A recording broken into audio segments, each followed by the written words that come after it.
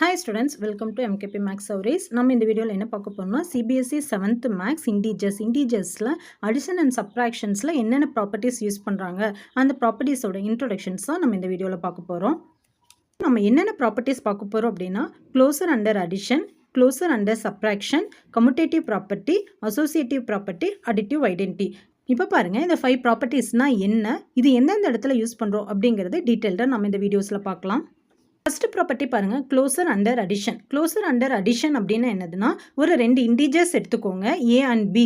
ஏ B அப்படின்னு ரெண்டு integers எடுத்துக்கலாம். எனி இன்டீஜர்ஸ் ரெண்டு நம்பர்ஸ் ஒன்று வந்து நீங்கள் வந்து +2ன்னு எடுத்துக்கலாம், -3ன்னு எடுத்துக்கலாம். இந்த மாதிரி எனி 2 இன்டீஜர்ஸ் எடுத்துகிட்டு நம்ம இதை ஆட் பண்ணும்போது நம்மளுக்கு ஆன்சர்ஸ் என்ன தான் வரணும், இன்டீஜர்ஸில் வந்துச்சு அப்படின்னா இது க்ளோஸ்டு அண்டர் அடிஷன் அப்படின்னு நம்ம எழுதணும். ஓகேங்களா? இப்போ நம்மளுக்கு 2 + -3 = 2 + into -3. 2லேருந்து -3 சப்ராக்ட் பண்ணிங்கன்னா உங்களுக்கு என்ன கிடைக்கும்? நம்பர் என்னது? 3. ஸோ 3க்கு முன்னாடி என்ன சைன் இருக்குது? மைனஸ். So answer is -1. -1 அப்படிங்கிறது என்னது? இன்டீஜர். ஏபி அப்படின்னு சொல்லிட்டு ரெண்டு இன்டீஜர் எடுத்தோம். அந்த ரெண்டு இன்டீஜரையும் நம்ம ஆட் பண்ணும்போது நம்மளுக்கு என்ன கிடைச்சது? -1 அப்படிங்கிற ஒரு இன்டீஜர்ஸ் கிடைச்சது.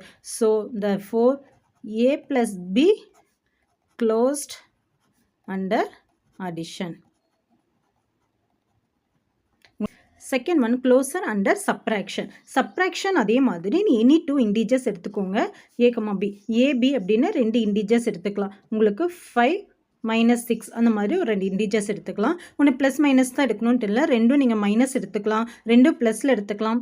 Any integers. இன்டீஜர்ஸ் அப்படின்னா என்னது? பாசிட்டிவ் நம்பர்ஸ், 0, நெகட்டிவ் நம்பர்ஸ் எல்லாம் சேர்ந்து தான் இன்டீஜர்ஸ் இல்லைங்களா? அதனால் நீங்கள் எனி 2 இன்டீஜர்ஸ் எடுத்துக்கோங்க. நம்ம என்ன பண்ண போகிறோம்? சப்ராக்ட் பண்ண போகிறோம். அதாவது A - B. A என்ன? 5 minus of -6. So 5 minus into minus plus. So +6. So 5 + 6 11. 11 அப்படிங்கிறது என்னது? ஒரு positive number. Positive number also integer. நம்மளுக்கு என்ன கிடைச்சது? இன்டீஜர்ஸ் கிடைச்சது. ஸோ இந்த ப்ராப்பர்ட்டி நம்மளுக்கு என்ன ஆகுது? க்ளோஸ்ட் ஆகுது. ஓகேங்களா? தேர்ட் ஒன் பாருங்கள், கம்யூட்டேட்டிவ் ப்ராப்பர்ட்டி. கம்யூட்டேட்டிவ் ப்ராப்பர்ட்டி அப்படின்னா என்னென்னா A + B = B + A.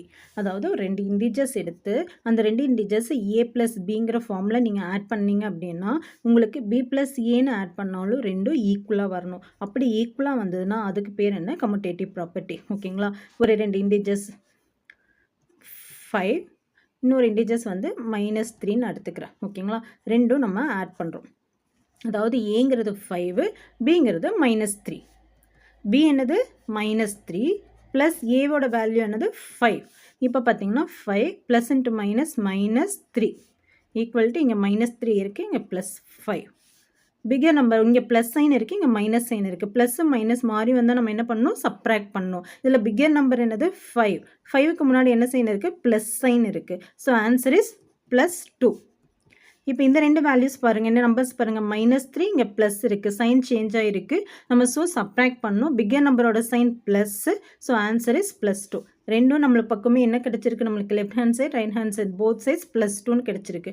So commutative property அடிஷனில் நம்மளுக்கு என்ன பண்ணுது? சாட்டிஸ்ஃபை பண்ணுது. ஓகேங்களா? கம்யூட்டேட்டிவ் ப்ராப்பர்ட்டி என்னது? A + B = B + A. இந்த கம்யூட்டேட்டிவ் ப்ராப்பர்ட்டி வந்து அடிஷனில் மட்டும்தான் சாட்டிஸ்ஃபை பண்ணும், சப்ராக்ஷனில் சாட்டிஸ்ஃபை பண்ணாது. ஸோ நீங்கள் க்ளோசர் ப்ராப்பர்ட்டி வந்து அடிஷனுக்கும் வரும், சப்ராக்ஷனுக்கும் வரும். கம்யூட்டேட்டிவ் ப்ராப்பர்ட்டி அப்படிங்கிறது அடிஷன் மட்டும்தான் வரும். ஏன் வராது அப்படின்னா இப்போ A - B = B - Aன்னு எடுத்துக்கிறீங்கன்னு வச்சுக்கோங்க. இப்போ நம்ம ப்ரீவியஸாக எடுத்த அந்த நம்பரை எடுத்துக்கலாம். A என்ன எடுத்தோம்? 5 -3 = B என்ன? -3 மைனஸ் ஏவோட வேல்யூ என்னது? +5. ஸோ இங்கே 5 minus into minus +3 = -3 minus into plus -5. Answer இங்கே பாருங்கள், இங்கே ++++னால் என்ன பண்ணணும்? ஆட் பண்ணணும். ஸோ +8. இங்கே பாருங்கள், நம்மளுக்கு ரெண்டும் மைனஸில் இருக்குது சைன். மைனஸில் இருந்தாலும் சேம் சைனில் இருந்தால் என்ன பண்ணணும்? ஆட் பண்ணணும். ஸோ -3 -5 -8. ஸோ ஆன்சர் பார்த்தீங்கன்னா உங்களுக்கு எப்படி இருக்குது? இங்கே +8ன்னு இருக்குது, இங்கே -8ன்னு இருக்குது. So not equal. ஓகேங்களா? ஸோ கம்யூட்டேட்டிவ் ப்ராப்பர்ட்டி வந்து அடிஷனில் மட்டும்தான் சாட்டிஸ்ஃபை பண்ணும், சப்ராக்ஷனில் கிடையாது. ஓகே ஸ்டூடெண்ட்ஸ், நெக்ஸ்ட் பாருங்கள் associative property. A + B + C = A + B + C. இப்போது நம்ம இங்கே வந்து பார்த்திங்கன்னா 3 இன்டிஜர்ஸ் எடுத்துக்கணும். a ஈக்குவல் டு 2ன்னு எடுத்துக்கோங்க, b equal to -3, c equal to 5ன்னு எடுத்துக்கலாம். ஓகேங்களா? ப்ரீவியஸாக நம்ம கம்யூட்டேட்டிவ் ப்ராப்பர்ட்டிஸ் போட்ட மாதிரியே தான் இங்கேயும். அங்கே நம்ம 2 இன்டிஜர்ஸ் எடுத்திருப்போம், இங்கே 3 இன்டிஜர்ஸ் எடுத்திருக்கோம். நீங்கள் ப்ராக்கெட்டுக்குள்ளே இருக்கிற b + c ஃபஸ்ட்டு ஆட் பண்ணிட்டு தான் a கூட ஆட் பண்ணணும். ஓகேங்களா? ரைட் ஹேண்ட் சைட் பார்த்திங்கன்னா a + b, ஏவையும் பியையும் ஆட் பண்ணிட்டு தான் நீங்கள் சி கூட ஆட் பண்ணணும். இப்படி பண்ணும்போது அடிஷனை பொறுத்த வரைக்கும் ரெண்டுமே எப்படி தான் இருக்கும், ஈக்குவலாக தான் இருக்கும். ஓகேங்களா?